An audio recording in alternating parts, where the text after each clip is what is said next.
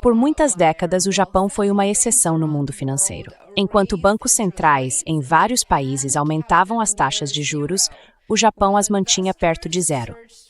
Enquanto investidores procuravam dinheiro barato, o Japão oferecia. E enquanto governos, fundos de investimento, bancos e empresas pegavam empréstimos a juros mais altos em outros lugares, sempre podiam recorrer ao Japão para conseguir financiamento praticamente de graça. Mas agora, essa era está chegando ao fim. O mercado espera cada vez mais que o Banco do Japão volte a aumentar as taxas de juros, possivelmente levando-as ao nível mais alto desde meados da década de 90.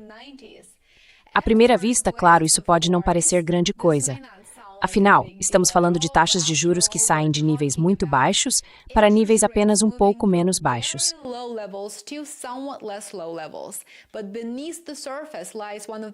Mas por baixo da superfície, existe um dos riscos mais importantes e menos compreendidos que o sistema financeiro global enfrenta hoje.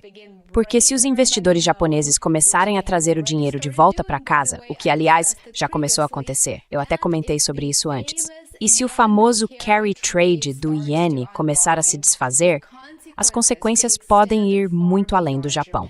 Isso pode balançar o mercado de títulos dos Estados Unidos para pressionar as bolsas de valores no mundo todo e revelar o quanto o sistema financeiro global passou a depender do dinheiro barato vindo do Japão. Vamos entender o que está acontecendo e por que os investidores do mundo inteiro estão de olho nisso. Por que o Banco do Japão está sob pressão? Por quase 3 décadas, o Japão enfrentou o problema oposto ao da maioria das economias ocidentais hoje. Eles lutaram contra a deflação.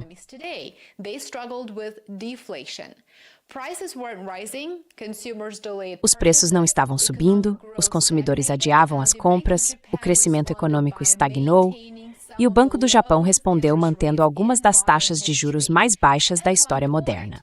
Em certo momento, as taxas de juros no Japão chegaram a ser negativas, acredite se quiser. Ou seja, os investidores estavam na prática pagando ao governo para guardar o dinheiro deles. Essa política monetária super flexível acabou virando uma característica permanente das finanças globais. Mas as condições mudaram de forma drástica.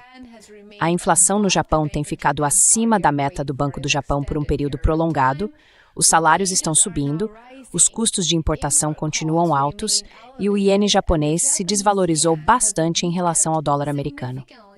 A moeda fraca virou um problema político e econômico cada vez maior. O Japão importa a maior parte da sua energia e de muitas commodities e essentials.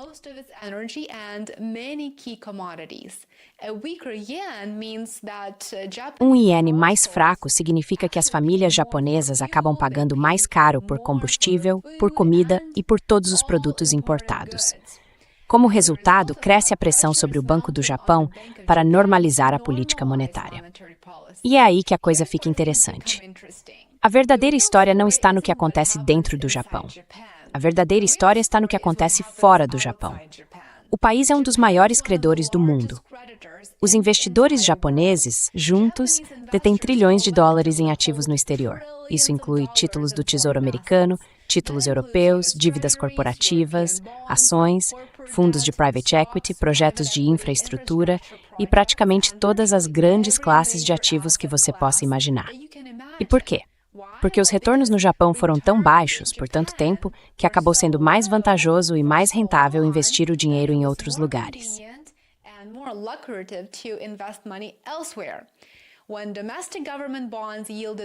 Quando os títulos do governo japonês rendiam perto de zero, os investidores naturalmente procuravam outras opções. E se você fosse um fundo de pensão japonês e um título do Tesouro Americano pagasse, digamos, 4 ou 5%, enquanto um título japonês pagava quase nada, a escolha era bem óbvia. O dinheiro saía do Japão e ia para os mercados globais. Durante anos, isso foi uma enorme fonte de liquidez para a economia mundial, e em especial para a economia dos Estados Unidos. Agora esse processo pode começar a se inverter. Imagina que você é uma seguradora japonesa.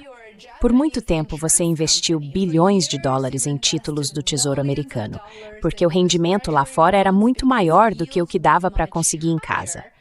Mas agora, os rendimentos dos títulos do governo japonês estão subindo e, de repente, você já não precisa mais correr o risco cambial.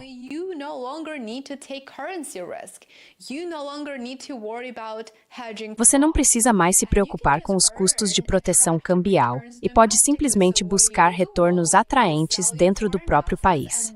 Então, o que você faz? Você vende seus ativos no exterior e traz esse dinheiro de volta para o Japão. Esse processo é chamado de repatriação de ativos, e se acontecer em grande escala, pode causar uma turbulência significativa nos mercados globais.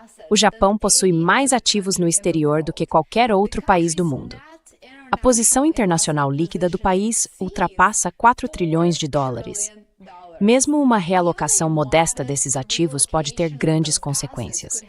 Uma pequena porcentagem pode parecer insignificante, mas quando estamos falando de trilhões de dólares, até pequenas porcentagens se transformam em números enormes.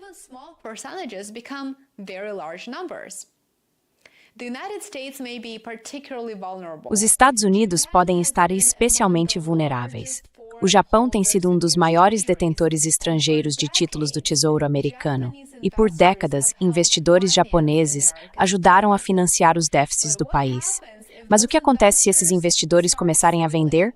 Os rendimentos dos títulos do Tesouro podem subir, o governo americano pode enfrentar custos de empréstimo mais altos, as taxas de hipoteca podem aumentar, o financiamento das empresas pode ficar mais caro, e as condições financeiras em toda a economia ficariam mais apertadas. Isso é importante porque os Estados Unidos já estão operando com déficits fiscais enormes. Washington precisa de uma demanda constante por títulos do Tesouro para manter suas operações.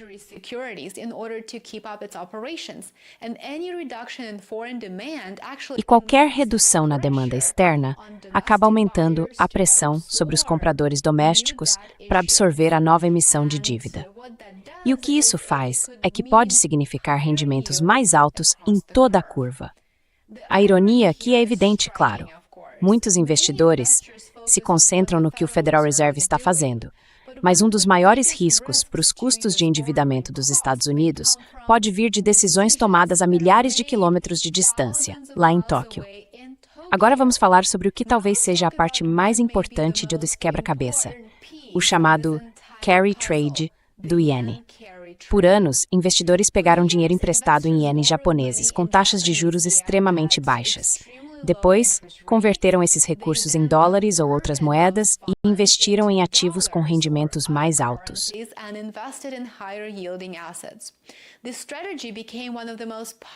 Essa estratégia se tornou uma das operações mais populares nas finanças globais. Fundos de hedge usavam, bancos usavam, empresas usavam e gestores de ativos também. A lógica era bem simples: pegar dinheiro emprestado a baixo custo no Japão, investir em outro lugar e ficar com a diferença. Enquanto o iene se mantivesse estável ou enfraquecido, a operação gerava retornos muito atraentes. Mas o aumento das taxas de juros muda tudo. Quando os juros no Japão sobem, o custo de empréstimo aumenta. E se o iene se valoriza, os investidores têm perdas cambiais. De repente, é uma operação que parece muito segura e se torna muito arriscada. Os investidores correm para fazer suas posições.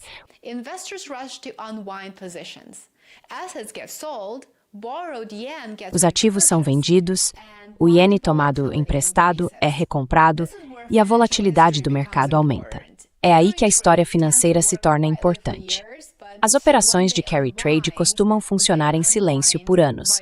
Mas quando começam a ser desfeitas, o movimento é violento. Quando todo mundo tenta sair ao mesmo tempo, o que acontece? A liquidez some. Os investidores vendem o que conseguem vender. E não é porque querem lucrar.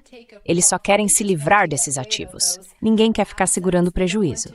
Aí as ações caem, os títulos caem, os spreads de crédito se ampliam, os mercados emergentes ficam sob pressão e a volatilidade se espalha por todas as classes de ativos. Já vimos versões disso antes.